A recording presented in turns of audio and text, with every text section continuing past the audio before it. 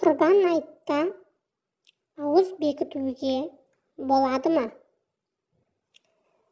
Құрбан айтқа бір күн қалғанда ораза ұстаудың маңызы өте зор.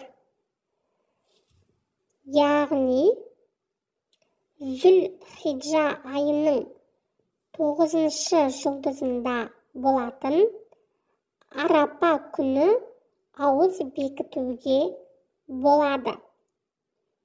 Ал айт күндері ораза ұстауға шариғатымыз рұқсат етпейді.